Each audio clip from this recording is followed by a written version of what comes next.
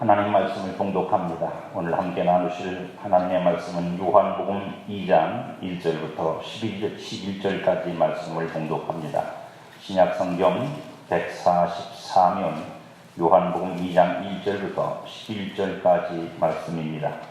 사흘째 되던 날 갈릴리 가나에 혼례가 있어 예수의 어머니도 거기 계시고 예수와 그 제자들도 혼례의 청함을 받았더니 포도주가 떨어진지라 예수의 어머니가 예수에게 이르되 저들에게 포도주가 없다 하니 예수께서 이르시되 여자여 나와 무슨 상관이 있나이까 내 때가 아직 이르지 아니하였나이다. 그의 어머니가 하인들에게 이르되 너희에게 무슨 말씀을 하시든지 그대로 하라 하니라. 거기에 유대인의 정결 예식을 따라 두세 통 드는 돌 항아리 6이 놓였는지라. 예수께서 그들에게 이르시되 항아리에 물을 채우라 하신즉 아기까지 채우니 이제는 떠서 연회장에 갖다 주라 하심에 갖다 주었더니 연회장은 물로 된 포도주를 맛보고도 어디서 났는지 알지 못하되 물떠온 하인들은 알더라. 연회장이 신랑을 불러 말하되 사람마다 먼저 좋은 포도주를 내고 취한 후에 낮은 것을 내거늘 그대는 지금까지 좋은 포도주를 두었도다 하니라. 예수께서 이 첫 표적을 갈릴리 가나에서 행하여 그의 영광을 나타내시니 제자들이 그를 믿으니라. 아멘. 오늘은 그의 영광을 나타내시네라는 말씀으로 요한복음 두 번째 말씀을 나누겠습니다. 요한복음을 전체를 다 강의하고 말씀을 나누지는 않을 것입니다. 요한복음에 보면 7가지의 기적이 있는데 그 말씀을 중심으로 해서 오늘 우리가 이 올 한 해의 주제이지 않습니까? 하나님의 살아계신 하나님을 경험하라고 하는 그 내용과 그 주제와 연관되어진 영역으로 우리가 하나님의 요한복음의 말씀을 좀 요약해서 나누려고 합니다. 오늘은 두 번째로 우리가 잘 아는 가나의 혼인잔치에서 일어났던 기적 이야기를 가지고 그의 영광이 나타내시네 라는 말씀으로 함께 나누려고 합니다. 다른 복음서에는 없는 것 중에 하나가 뭐냐면 요한복음서에는 요한복음을 왜 기록했는지에 대한 목적을 기록하고 있다는 것입니다. 요한복음 20장 30절부터 31절에 보면 예수께서 제자들 앞에서 이 책에 기록되지 아니한 다른 표적도 많이 행하셨으나 오직 이것을 기록함은 무슨 뜻이죠? 하나님이 주님이 예수님이 표적을 많이 했는데 그 중에서 몇 개만 뽑아서 기록했다는 뜻입니다. 의도를 가지고 목적을 가지고. 근데 그 목적이 뭐냐면 너희로 예수께서 하나님의 아들 그리스도이심을 믿게 하려 함이요 또 너희로 믿고 그 이름을 힘입어 생명을 얻게 하려 함이니라. 이게 목적이에요.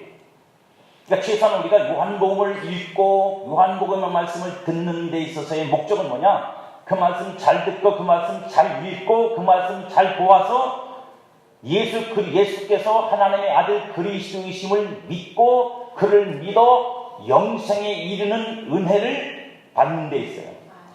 이게 첫 번째입니다. 이건 놓쳐버리고 요한복음에서 엉뚱한 것 붙잡고 있으면 그건 이 요한복음을 우리에게 전달하고 있는 사도 요한의 목적과 어긋나는 것입니다.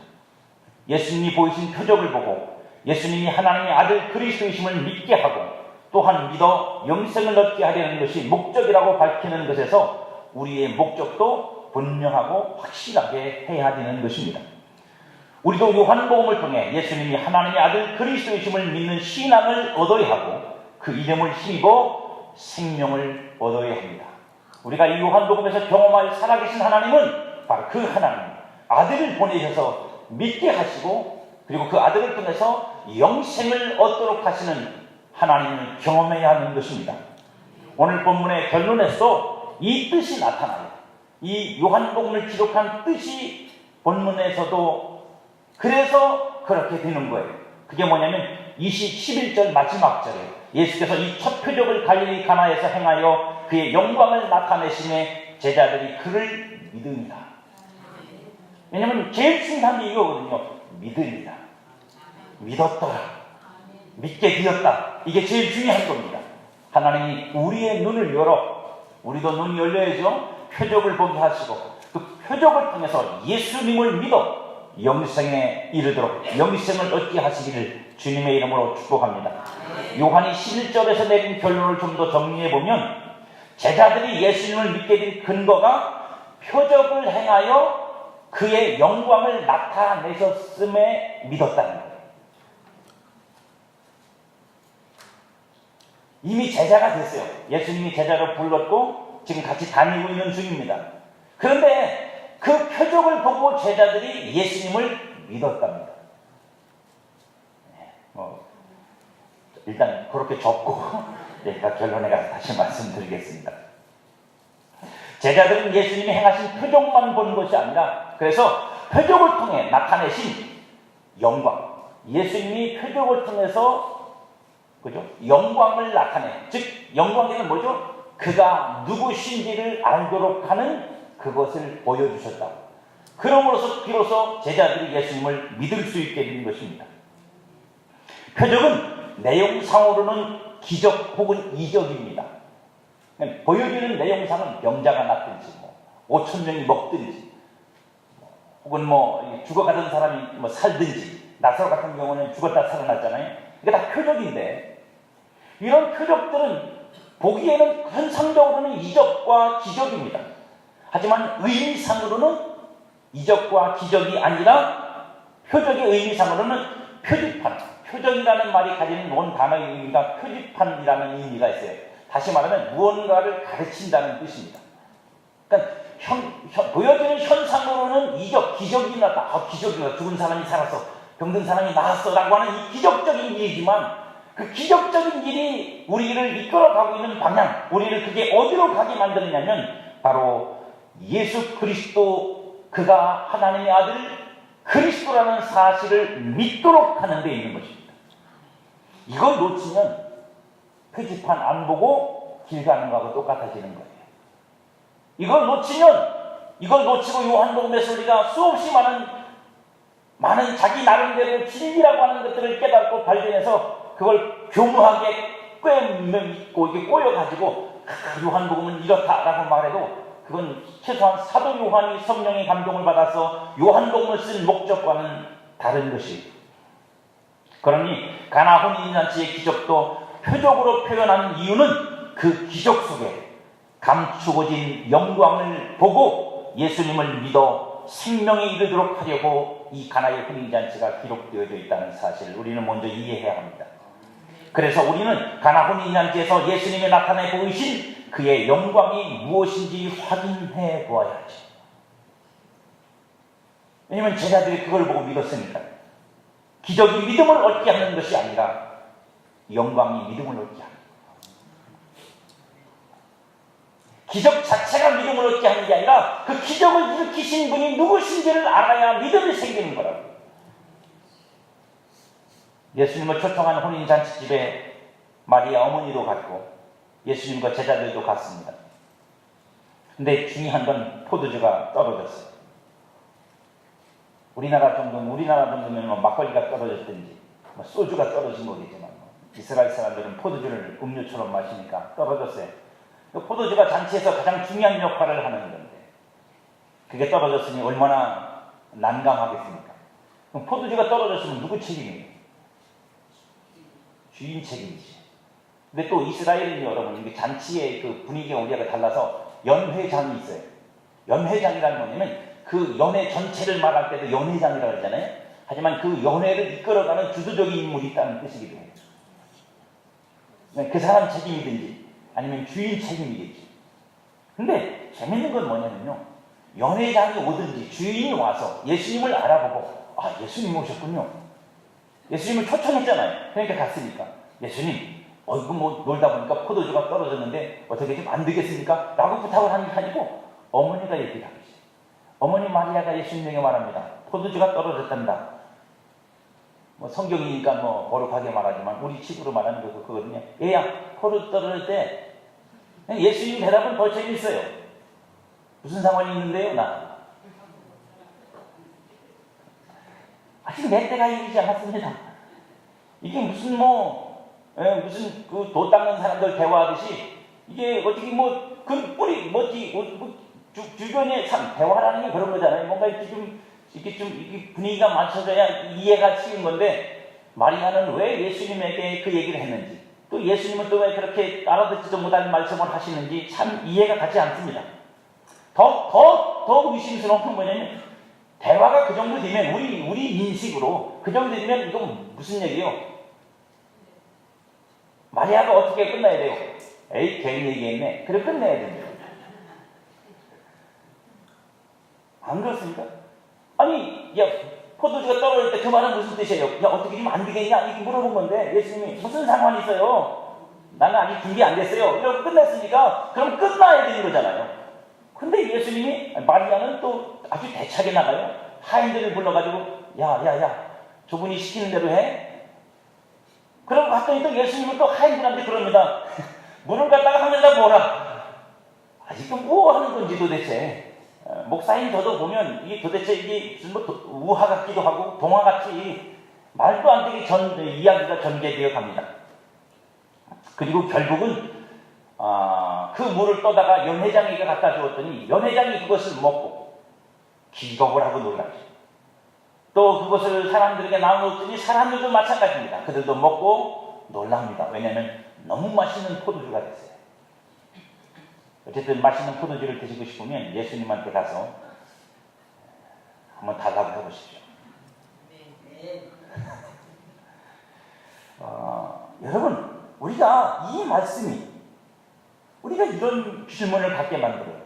그러면 도대체 예수님은 왜 그렇게 하셨을까? 차라리 마리아가 포도주가 떨어졌다 그럴 때 그래요 어머니? 그럼 제가 어떻게 해볼게요. 그러시든지 아니면 하지 말든지. 그럼 예수님이 하신 말씀, 여자여 나와 무슨 상관이 있나이까? 내 때가 아직 이르지 아니하였나이까? 이 말 왜 하셨냐고요? 여러분 아십니까? 왜 하셨는지?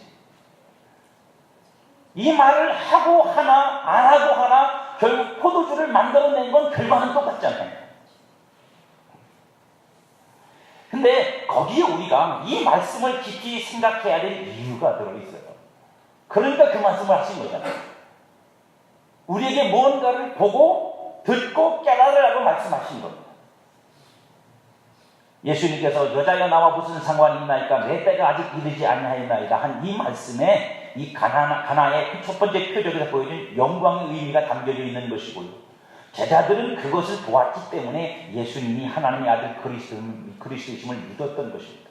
그러니까 여기서 뭐 예수님이 마리아를 여자라고 부른 것이 뭐냐? 이 따위는 아무 중요한 게 아니에요. 그런 거에다 관심 갖지 마세요. 왜 여자라고 불렀냐? 이 싸가지 없게. 그런 생각 갖지 마세요. 이런 건 다 그냥 곁가지에 불과해요. 그렇다면 우리가 이 두 가지를 먼저 좀 이해해야 된다고요.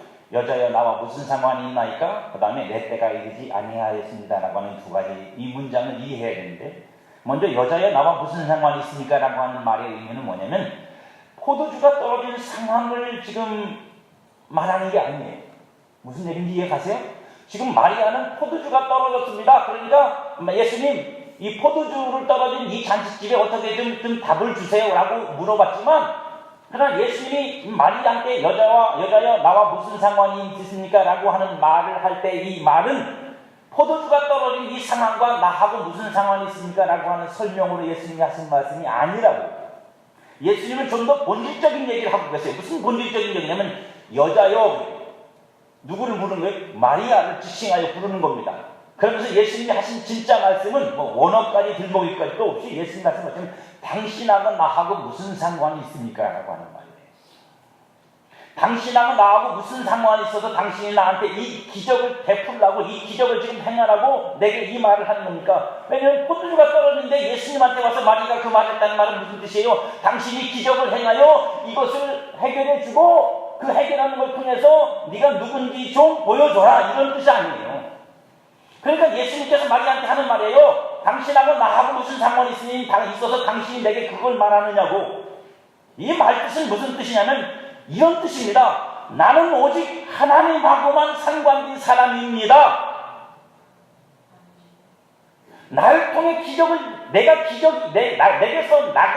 기적이 나타난다면, 내가 어떤 기적을 행한다면 그것은 나와 상관하신, 나를 이 땅에 보내시고 나를 여기 보내신 하나님으로 말미암아 일어날 것이지 당신으로 인하여 일어날 것이 아니고 내 자신을 위해서 일어날 것이 아니라는 뜻이라고. 그래서 당신과 내가 무슨 상관이 있냐고 말씀하신 거예요. 그래서 그 기적을 통해서 오직 누구만 영광을 받아야 돼요? 마리아도 아니고 예수님도 아니고 오직 그 기적을 베푸신 하나님만이 영광을 받으셔야 돼요. 이것이 첫 번째 문장의 생이해입니다. 두 번째가 뭐냐면 내 때가 아직 이르지 아니하였나이다 라고 하는 말씀이에요. 여러분 요한복음에는 때에 대한 말씀이 많이 나옵니다. 몇 가지만 말씀드리면 요한복음 7장 30절에 너 저희가 예수를 잡고자 하냐 하나 손을 대는 자가 없으니 이는 그의 때가 아직 이르지 아니하였습니다. 예수님의 때가 있는데 그 때가 되면 잡힐 것이고 그 때가 되면 그들이 원하는 대로 될 겁니다. 근데 아직 때가 안 돼서 잡히지도 못하신대요. 우리가 이런 걸 갖다 종종 이용해 먹죠. 그래서 우리는 때가 안 되면 죽고 싶어도 못 죽는다. 그러고 막 무당행동하시는 분 종종 있어요. 그 믿음 아닙니다. 그런 걸 믿음이라고 사용하시다가 무당행동하는 거다 큰일 납니다. 또 요한복음 8장 20절에 보면 이 말씀은 성전에서 가르치실 때에 연복의 앞에서 하셨으나 잡는 사람이 없으니 이는 그의 때가 아직 이르지 아니하였습니다. 최소한 예수님이 잡히시는 문제는 뭐예요? 잡히신 다음에 무슨 일이 벌어져요? 순환이 시작되고 그리고 죽음이 다가오죠. 그 얘기를 하는 겁니다. 그러니까 요한복음이 계속해서 때를 말하고 있는 것은 뭐냐면 예수님의 순환과 죽으심을 향하고 있는 것이고 그것이 바로 성경 요한복음이 말하고 있는 궁극적인 때예요. 요한복음 13장 1절에서 보면 6월절 전에 예수께서 자기가 세상을 떠나 아버지께로 돌아가실 때가 이른 줄 아시고 바로 이거예요. 6월절이 되면 예수님이 어린 양으로 잡혀 하나님 앞에 희생 제물로 드려지고 그리고 그가 죽은 자 가운데서 사흘 만에 부활해서 아버지께로 올라갈 때가 이른다는 것입니다. 그 때를 말하는 것이고 그것이 바로 예수님이 말하는 궁극적인 때입니다. 그때를 성경은 예수께서 죄로 인하여 사망에 놓인 우리를 대속하시려 6월절 어린 양으로 죽으시는 십자가의 순환이라고 표현합니다. 그러니까 주님이 지금 말씀하시는 건 뭐냐면 나는 그 때를 위해서 왔습니다. 근데 아직 그때는 아닙니다. 내가 이 땅에 보일 참된 기적과 이적과 표적은 오직 그것뿐입니다. 나는 그것 통해서 하나님의 영광이 무엇인지를 보이려고 왔고 나는 그때를 위해 지금을 살고 있습니다. 라고 말씀하신 거예요. 그러니까 주님이 말씀하시고자 하는 것은 본질은 뭐죠? 지금 가나 혼인잔치에서 물을 불린 포도를 만들 것이냐 포도주를 줄 것이냐 말 것이냐 이 문제 얘기하시는 게 아니라 당신이 누구신지를 선포하고 있는 거야.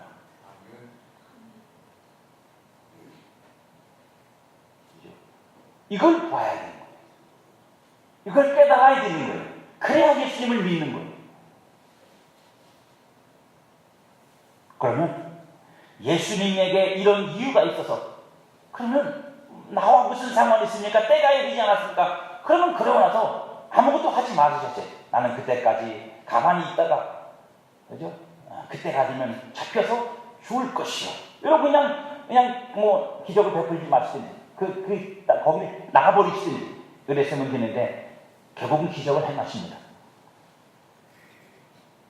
그 이유가 뭐냐? 그렇게 말씀하시고 당신이 누군지를 선포하고 드러내놓고 마리아를 통해서 말씀하시고 그리고 나서 기적을 행하세요. 안 하셔야 정상이지만 근데 하신다는 거죠. 왜 그러냐? 그 이유가 가나 혼인집에서 일어나는 표적이 예수님이 하나님의 아들 그리스도이심을 믿어 생명을 얻게 하려는 십자가의 영광 혹은 십자가의 죽음 그때와 어떻다는 거예요? 연결되어 있다는 뜻이에요. 부합된다. 지금 이 가나의 잔치에서 일어나는 이 일이 무엇을 위한 거예요? 믿음을 위한 거예요. 십자가의 죽으심도 무엇을 위한 거예요? 믿음을 위한 거예요. 이 가나의 혼인잔치에서도 하나님의 영광이 나타나는 것이고 십자가에서도 하나님의 영광이 나타나는 것입니다.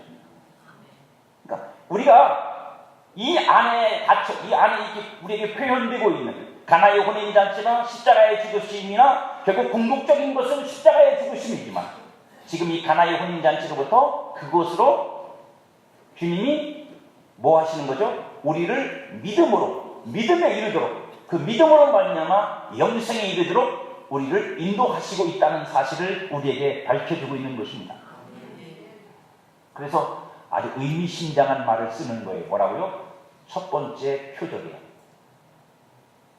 아니 뭐 표적도 순서가 있나요? 1번, 2번, 넘버 3, 넘버 4 그런 거예요? 아니요. 그렇게 쓰는 이유가 있는 거예요. 이 첫 번째라는 말이 그래서 우리가 말하는 1, 2, 3, 4가 아니고 뭐예요? 시작이라는 뜻이에요. 이렇게 주님이 그 영광을 나타내는 일을 시작하셨다. 그 첫 번째가 이 가나의 혼인잔치의 표적이었고 그 시작이 어디서 완성돼요? 십자가를 통해서 부활을 통해서 완성됐다는 뜻입니다. 그러면 이 가나의 혼인잔치에서 하나님이 보이신 예수님이 나타내신 그의 영광이 그럼 뭘까요? 물론 뭐 기적 자체를 의미합니다. 하지만 기적 자체만 가지고는 안 되는 설명이 필요합니다. 그것이 뭐냐면 그 첫 번째가 기적 속에 나타난 하나님의 능력입니다. 여러분, 모든 기적은 반드시 하나님이 일으키진 않으세요. 다시 말하면 이방 다른 종교에서도 기적은 있습니다. 네, 졸지 마시고 눈 뜨세요. 앞에서 이렇게 빛을 내고 있는데 그렇죠? 기적은 하나님의 이름으로만 일어나진 않아요. 이 가나의 혼인잔치가 우리에게 가르쳐 주려는 건 뭐냐면 하나님의 능력으로 되어진 일이라는 사실, 이게 중요해요. 기적은 아프리카에서 일어나고 여러 종교, 각 종교에서 기적이 없는 종교는 없어요. 나름대로의 기적이 있습니다. 죽은 사람이 살아나기도 하고 병든 사람을 고치기도 해요. 심지어는 뭐 대한민국의 무당들도 뭐 그렇죠. 병자도 고쳐주기도 하고 합니다. 그러나 다 같은 것이 아니죠. 예수님이 하신, 그래서 여자여 나와 무슨 상관이 있나이까? 내 때가 아직 이르지 아니하였나이다. 그죠? 이렇게 말씀하신 그 속에 들어있는, 그래서 오늘 주님이 우리에게 보여주려고 하신 것은 뭐냐면 그 기적 속에 예수님이 지금 물로 된 포도주를 준 이 기적 속에 이게 예수님이 하신 것이 아니고 예수님 자신의 영광이 아니라 하나님이 하나님의 능력으로 예수님을 통해서 이 일을 하셨다는 것을 거기서 보여주신 거예요. 예수님 말씀대로 기적을 행한 주인공인 예수님이 자신이 하나님과만 상관이 있어서 하나님의 뜻으로만 기적이 일어날 수 있다면 지금 예수님을 통해서 일어난 이 기적이 분명 하나님이 일으킨 기적이라는 것을 주님이 설명하시려고 앞에서 말씀하신 거예요. 여자여 나와 무슨 상관이 있나이까? 내 때가 이르지 아니하였나이다. 그럼에도 지금이 기적이 일어난 것은 하나님께서 그 기적을, 그 능력을 나타내셔서 그 기적을 일으키셨다는 것을 반어법적으로 설명하고 있는 거예요. 제자들은 예수님이 행하시는 기적 속에서 행하고 일하시는 하나님을 본 거예요. 그죠? 갈릴리 나사렛 사람 예수가 아니라 하나님의 아들 예수로 보인 거라고요. 하나님의 아들 그리스도로 보인 거라고요. 그가 우리에게 하나님을 보여주시려고, 하나님을 나타내시려고 우리 가운데 오셨다는 사실을 제자들이 믿게 된 것입니다. 예수님을 통해 나타내 보여지는 하나님을 보았습니다. 그래서 이것을 표적이라고 부르는 것입니다. 예수님을 통해 기적이 일어났지만 그 기적이 가리키는 것은 바로 이 하나님이기 때문입니다. 우리에게도 이것이 보여야 믿음이 생기는 거예요. 무슨 믿음이요? 참 믿음이요. 구원 얻는 믿음이요. 영생 얻는 믿음을 가지는 거예요. 우리로 믿음을 얻도록 하기 위해 하나님이 보이시는 하나님의 능력을 기적 속에서 표적으로 보아야 합니다. 기적만이 아니고 기적만 보면 떡만 먹고 배부르고 가는 거예요. 살아나고 끝나는 거예요. 하지만 표적을 보면 그 속에서 일하시는 하나님을 보면 우리는 그 하나님을 믿을 수 있게 되는 것이고 그 하나님을 믿어서 구원에 이르게 되는 것입니다. 기적을 일으킨 하나님의 능력이 이제 예수님의 죽음을 통해 사흘 만에 그를 다시 일으키심으로 온전한 우리의 믿음이 되셨습니다. 그래서 그 믿음을 가진 자는 구원을 얻습니다. 예수님의 부활을 통해 하나님의 능력을 보지 못하니 믿음을 얻지 못하는 거예요. 그렇죠? 예수님을 통해서 하나님의 능력을 보지 못하니 믿음을 얻지 못한다고요. 그런 믿음을 갖지 못하는 것입니다. 예수님에게 그 믿음을 얻지 못하니 동일한 하나님의 능력이 성도 안에서도 역사하신다는 사실을 또한 믿지 못하는 것이에요. 보이지 않으니 믿지 못하고 믿지 못하니 역사가 없다는 말입니다. 하나님이 보이시려는 것이 보이면 우리 안에 믿음이 생겨요. 하나님이 보이시려는 것을 보지 못하면 우리가 믿음이라고 붙잡기는 그것은 믿음이 아니라 내 간절한 소원일 뿐이에요. 또한 믿음이 있다는 것은 그 안에서 그 영광을 보았다는 말입니다. 사랑하는 성도 여러분, 우리에게도 하나님의 능력이 보이기를 축복합니다. 아니, 하나님의 능력이 반드시 보이는 것이에요. 그 능력이 우리 가운데 역사하지 않으면 믿어 구원받는 일은 일어나지 않기 때문입니다. 십자가와 부활의 기적을 통해 나를 구원하는 하나님의 능력이 우리 안에 보여졌기 때문에, 그래서 우리가 그것을 믿어 구원을 얻는 것입니다. 모든 말씀 속에서 하나님의 능력이 확실히 내게 보여질 때 나는 남이 갖지 못한 믿음을 얻고 그 믿음으로 살 때 우리의 삶에서 하나님의 능력을 보이는 표적이 일어납니다. 나를 구원하는 것도 마찬가지지만 여러분의 삶을 통해 하나님께서 또 다른 우리로 믿음을 갖도록 하시는 하나님의 역사도 그 하나님이 우리의 삶 속에서 능력으로 역사하신다는 사실이 보여야 해요. 그게 보여지고 믿어져야 그래야만 되는 것입니다. 여러분의 삶에 놀랍고도 많은 하나님의 표적이 예수 그리스도의 이름으로 일어나기를 축복합니다. 두 번째 그 영광이란 우리가 이렇게 이해할 수 있어요. 뭐냐면 기적 속에 나타난 하나님의 사랑입니다. 왜 주님은 때가 아님에도 불구하고 기적을 행하여 표적을 보이셨을까요? 앞에서 이야기했듯이 그것은 예수님의 결정이 아닙니다. 하나님의 결정이에요. 근데 하나님은 왜 그렇게 하셨을까요?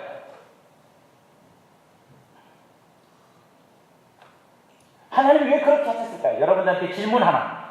여러분들이 본문을 읽을 때 정신을 차리고 읽으셨는지 안정신을 차리고 읽으셨는지 질문입니다. 포도주를 누가 먹었을까요? 포도주 누가 먹었어요? 또 이렇게 대답하신 분이 있어요. 목사님, 나는 포도주 안 먹어요. 나는 예수님 믿고 나서부터 절대로 포도주 안 먹어요. 그런 대답 하지 마시고 누가 포도주를 먹었어요? 단체에 참석한 사람이요. 초청받은 사람이 먹었어요. 할렐루야. 네, 성경은 잘 보셨습니다. 그러면 그 잔치에 초청받아서 포도주, 예수님이 만든 물로 된 포도주를 마시고 너무너무 맛있다고 기가 막히다고 신난다고 할렐루야. 그들 중에 믿은 사람이 한 사람이 어디 있어요?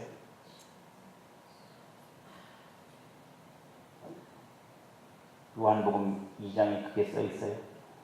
없어요. 한 놈도 안 믿었어요. 그 술을 실컷 퍼마시고 그 맛있는 포도주 취하도록 마시고 예수님 믿은 사람은 아무도 없어요. 근데 먹었는지 안 먹었는지는 모르겠는데 옆에서 그걸 보고 있던 제자들이 믿었어요. 이렇게 질문을 다시 드릴게요. 그러면 이 기적을 예수님은 누구를 위해서 베풀었을까요? 야, 머리 좋으시다. 그냥 그죠? 정황상으로는 그 잔치에 참석한 사람들 그냥 포도주가 떨어서 즐거움이 이제 포도주 끊어지면 끝나는 겁니다. 즐거움을 잃어버린 사람들처럼 보여지지만 그러나 사실은 믿음은 제자들이 얻어요. 그러니까 주님이 이 기적을 베푸신 이유가 무엇 때문이라고요? 믿음을 얻도록 하기 위해서 이 기적을 베푸신 거라면 그러면 그 방향, 예수님이 표적을 베푸신 건 술 먹고 술 취해서 신나게 놀고 재미있게 즐겨라 라고 해서 그들에게 이 포도주 기적을 베푼 게 아니라 당신이 불러서 당신이 데려온 이 제자들, 아직 믿음 없고 연약하고 당신이 누군지도 모르고 그냥 불러서 콧겨갖고 쫓아온 이 제자들, 그들이 그걸 본 거예요. 그들에게 보여진 거고, 그래서 제자들은 그 기적 속에 나타난 그분의 영광이 무엇인지를 보았고, 그래서 맨 마지막 때에 제자들이 믿었더라. 제자들이 믿으니라.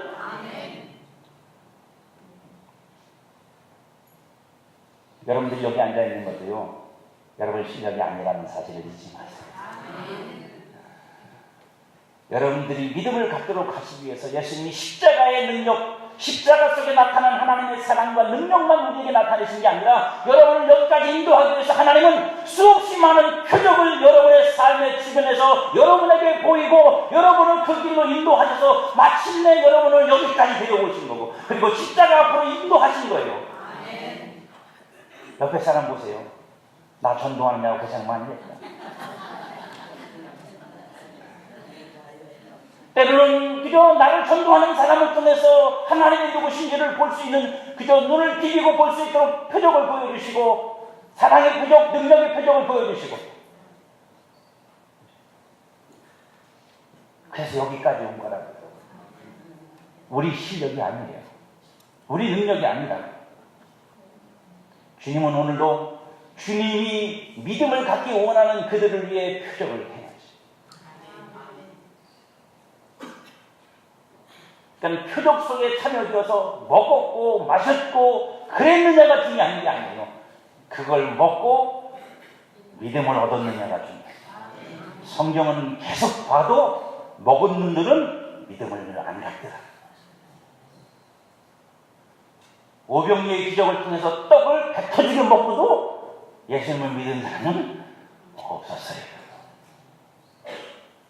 그래서 예수님이 한탄하며 말씀하십니다. 저들이 내게 오는 것은 내게서 표적을 본 연고가 아니라 떡을 잡수셔서 그런 것이다. 여러분들이 여기 앉아있는 것이 떡을 잡수셔서 계시는 거라면 안타까운 일이에요. 그러나 여러분들도 예수 그리스도를 통해서 그가 하나님의 아들 그리스도이심을 믿는 표적을 보고 그분이심을 보고 알고 믿어서 구원되어 여기 있는 거라면 여러분들은 복이 있는 사람이에요. 예, 볼 걸 봤으니까. 그래서 믿게 됐으니까. 할렐루야. 우리에게도 이것이 보여야 돼요. 이 사랑이. 궁극적으로 하나님이 십자가를 통해서 보이실 그 사랑이 오늘 우리의 삶의 주변에서 일어나고 있는 우리로 그 십자가에 이르도록 만드시는 모든 기적과 표적과 역사하심 속에도 나타나서 우리로 마침내 십자가의 사랑에 이르도록 해주신다는 뜻입니다. 여러분, 사람을 행복시키는 일은 능력이 아니라 사랑이에요. 능력은 사람으로 하여금 와 하게는 만들지만 대단하다라고 할 수는 있지만 그 인격을 행복시키는 것은 사랑의 힘이에요. 제자들은 옆에서 예수님이 하신 말씀 다 들었을 거고 또 예수님이 그러면서도 기적을 베풀어서 그들에게 그 먹여주는 것을 보았을 거예요. 옆에서 다 봤잖아요. 왜 못 본 척 하세요? 왜 못 본 척 하시느냐고. 옆에서 다 봤다니까요. 아멘 하기가 힘들어요. 그러니까 여러분들 손주가 여러분이 불러도 대답을 안 합니다. 설교실에서 아멘 하는 여러분들의 말을 누가 듣겠어요?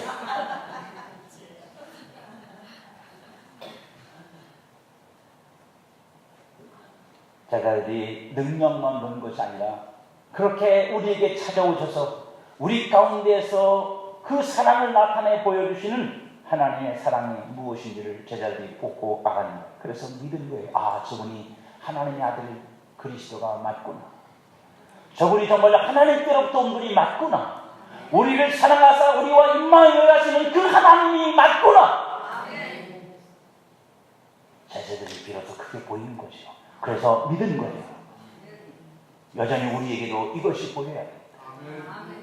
하나님이 우리에게 믿음을 얻도록 하시려고 어떤 사랑을 보이시고 나타내시는지 기적 속에서 그것이 보이면 우리는 기적을 얻은 것으로 좋아서 기적을 끌어안고 세상으로 나가는 게 아니라 그 기적을 통해서 하나님께로 나가는, 그 기적을 통해서 예수 그리스도 앞에 신앙 고백으로 나가는. 그래서 예수님께서 10명의 문둥병자 중에서 다 도망가버리고 찾아온 사마리아 사람에게 말한 거예요. 나머지는 어디 갔느냐? 왜 감사하느냐는 뜻이 아닙니다. 왜 똑같이 기적을 보았는데 구원받는 놈은 너 하나밖에 없느냐는 거예요. 똑같이 기적으로 나왔는데 왜 그 중에서 하나님 앞에 영광 돌리며 그러므로 마침내 하나님을 보고 하나님을 알고 그러므로 하나님을 믿어 구원받을 자리에 서는 자가 너밖에 없느냐. 그래서 예수님이 마지막에 한 말씀이 뭐예요? 내 구원이 내게 이르렀다. 왜요? 요한복음과 마태복음의 용어상의 차이예요. 요한은 믿음을 구원이라고 표현하는 거고, 마태는 구원을 믿음이라고, 궁극적인 믿음의 결과라고 표현하는 거예요. 사랑하는 여러분, 저는 여러분들이 모든 말씀 속에서 하나님의 영광 보는 눈이 열리기를 축복합니다. 눈이 열리기. 그래서 여러분 속에서 그게 믿음이 되어야 돼요. 믿음이 돼야 돼요, 믿음이. 그래서 그 말씀을 통해서 보여진 그리스도, 보여진 하나님, 그의 능력과 그의 사랑이 여러분 안에서 고백되어져야 돼요. 주가 나를 이토록 사랑하시니, 주가 내게 이 큰 능력으로 역사하셔서 내 삶을 주관하고 인도하며 나를 구원에 이르게 하시며 구원받은 내 안에서 여전히 역사하고 계십니다 라고 하는 사실을 보고 고백하는 이런 은혜가 있어야 돼요. 나가 여러분의 삶에서 하나님이 나타내신 표적도 있어야 돼요. 여러분을 위한 표적만이 아니라 여러분을 통해서 또 누군가에게 하나님의 능력과 사랑이 무엇인지를 보여 그들을 구원으로 인도하기 위한 표적이 여러분을 통해서도 나타나요. 아멘. 그래서 여러분들도 누군가에게 하나님이 나타내시는 표적의 삶을 살 수 있는 은혜가 있기를 축복합니다. 그 표적으로 여러분이 더 나은 믿음을 가질 뿐 아니라 하나님을 알지 못하던 누군가가 보고 깨달아서 예수님을 믿고 영생에 이르는 놀라운 통로가 되어진다는 것. 그건 성도의 복이에요. 여러분들만이 할 수 있는 복이에요. 분명히 우리는 기억해야 합니다. 뭘 기억해야 되냐?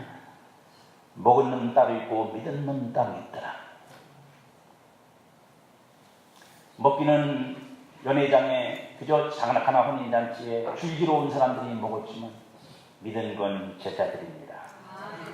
저는 여러분들이 믿는 자들을 축복합니다.